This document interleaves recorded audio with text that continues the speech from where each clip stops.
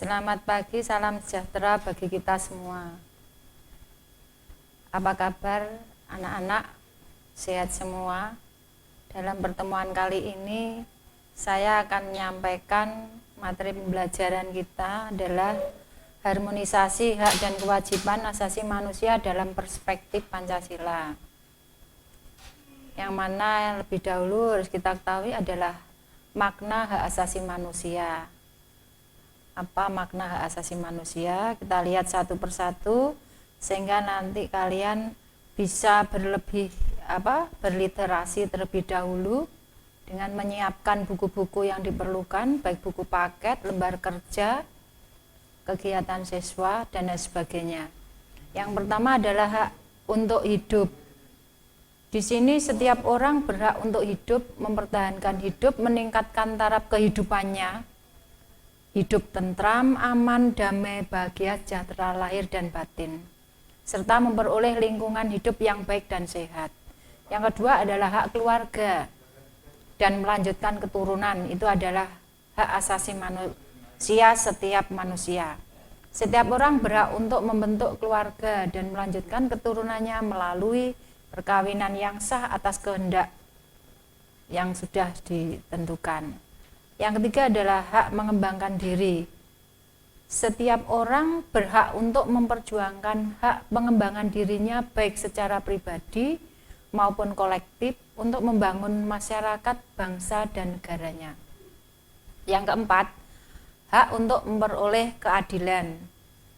Setiap orang tanpa diskriminasi berhak untuk memperoleh keadilan dengan mengajukan permohonan, pengaduan, dan gugatan baik dalam perkara pidana maupun perdata.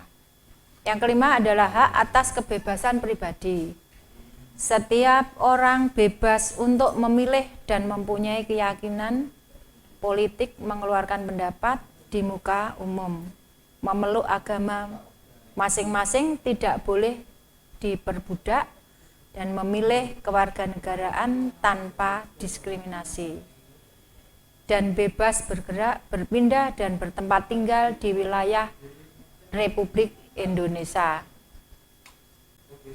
Hak atas aman. Setiap orang berhak atas perlindungan diri pribadi, keluarga, kehormatan, martabat, hak milik, rasa aman dan ketentraman, serta perlindungan terhadap ancaman, ketakutan untuk berbuat atau tidak berbuat sesuatu. Yang ketujuh adalah hak atas kesejahteraan.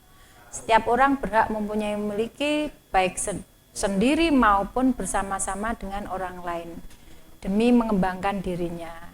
Yang kedelapan, hak turut serta dalam pemerintahan. Jadi setiap warga negara berhak untuk dipilih dan memilih dalam pemilihan umum. Hak wanita. Seorang wanita berhak memilih, dipilih, diangkat dalam jabatan, profesi, dan pendidikan sesuai dengan persyaratan dan peraturan perundang-undangan. Selain itu juga berhak mendapatkan perlindungan khusus dalam pelaksanaan pekerjaan atau profesinya terhadap hal-hal yang dapat mengancam keselamatan atau kesehatannya. 10 adalah hak anak. Setiap anak berhak atas perlindungan oleh orang tua, keluarga, masyarakat, dan negara, serta memperoleh pendidikan, pengajaran dalam rangka pengembangan diri dan tidak dirampas kebebasannya secara melawan hukum. Kemudian ciri-ciri khusus hak asasi manusia, di sini ada ciri-ciri yang hakiki, universal, tidak dapat dicabut, dan tidak dapat dibagi. Sekarang kita lihat yang hakiki. Artinya hakiki adalah hak asasi manusia adalah hak asasi semua umat manusia yang sudah ada sejak lahir, atau bisa saja definisi dari hak asasi manusia, hak dasar atau hak pokok yang dimiliki manusia sejak manusia itu lahir dan sebagai anugerah dari Tuhan Yang Maha Esa. Kalau universal di sini adalah umum sifatnya, artinya hak dasar manusia berlaku untuk semua orang tanpa memandang status, suku, bangsa, gender, atau perbedaan lainnya. Yang tiga, tidak dapat dicabut, artinya hak asasi manusia itu tidak dapat dicabut atau diserahkan pada pihak lain. Yang keempat, tidak dapat dibagi. Artinya semua orang berhak untuk mendapatkan semua hak, apakah hak sipil atau hak politik, ataukah hak ekonomi maupun hak sosial budaya. Kemudian kewajiban asasi manusia. Kalau kita kewajiban asasi manusia, di sini adalah secara sederhana dapat diartikan sebagai segala sesuatu yang harus dilaksanakan dengan penuh tanggung jawab. Dengan demikian bahwa kewajiban asasi itu dapat diartikan sebagai kewajiban dasar setiap manusia. Kita contohkan aja, pada gambar tersebut adalah kegiatan kerja bakti di lingkungan kita berada.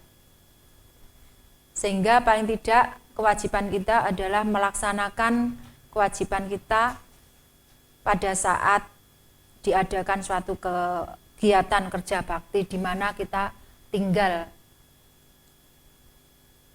Substansi hak dan kewajiban asasi manusia dalam Pancasila. Yang pertama, hak dan kewajiban asasi manusia dalam nilai-nilai dasar Pancasila. Yang jelas bisa kita lihat dari nilai dasar dari sila pertama Pancasila hingga sampai sila kelima. Jadi sila 1, sila kedua, sila ketiga, sila keempat, sila kelima. Itu tertuang di situ, hak dan kewajiban asasi manusia. Yang kedua adalah hak dan kewajiban asasi manusia dalam nilai instrumen Pancasila, berarti dasar hukumnya yang mengatur tentang hak dan kewajiban asasi manusia. Sehingga kalian dituntut harus mempelajari instrumen dan berliterasi sehingga tahu kalau dasar hukumnya sudah dijelaskan di situ. Kemudian yang ketiga adalah hak dan kewajiban asasi manusia dalam nilai praksis sila-sila Pancasila. Kasus pelanggaran hak asasi manusia, yang jelas pasti ada penyebab pelanggaran hak asasi manusia. Pelanggaran hak asasi manusia di sini ada faktor penyebabnya. Faktor penyebabnya adalah faktor internal dari dalam diri kita. Faktor eksternal adalah dari luar, yaitu internal, dorongan untuk melakukan pelanggaran hak asasi manusia yang berasal dari diri pelaku pelanggaran HAM itu sendiri. Kalau yang eksternal adalah faktor-faktor dari luar diri manusia yang mendorong seseorang atau sekelompok orang untuk melakukan pelanggaran hak asasi manusia. Kemudian kasus pelanggaran hak asasi manusia yang pernah terjadi di Indonesia. Kita contohkan aja kasus pelanggaran HAM yang pernah terjadi di Indonesia. Sebetulnya banyak sekali sehingga nanti kalian bisa tahu contohnya kasus pelanggaran apa saja. Di sini kita bisa sampaikan adalah contohnya aja kerusuhan Tanjung Priok. Yang kedua, penyerbuan kantor Partai Demokrat di Indonesia. Penembakan mahasiswa Universitas Trisakti, tragedi Semanggi. Jadi itu semua nanti dan seterusnya nanti kalian bisa membaca di buku sumber-sumber yang ada. Upaya penegakan hak asasi manusia, upaya, jadi usaha pemerintah atau langkah-langkahnya, langkah-langkah strategi untuk menegakkan hak asasi manusia, yaitu pembentukan Komisi Nasional Hak Asasi Manusia atau yang disebut dengan Komnas HAM, pembentukan instrumen HAM, itu bentukan dasar hukum aturannya, kemudian pembentukan pengadilan HAM, dan lain sebagainya. Yang kedua, upaya penanganan kasus pelanggaran hak asasi manusia. Kalau upaya penanganan kasus pelanggaran hak asasi manusia adalah yang pertama upaya pencegahan pelanggaran hak asasi manusia. Mencegah lebih baik daripada mengobati, ya. Pernyataan itu tentunya sudah sering kalian dengar. Nah, pernyataan tersebut sangat relevan dalam proses penegakan HAM.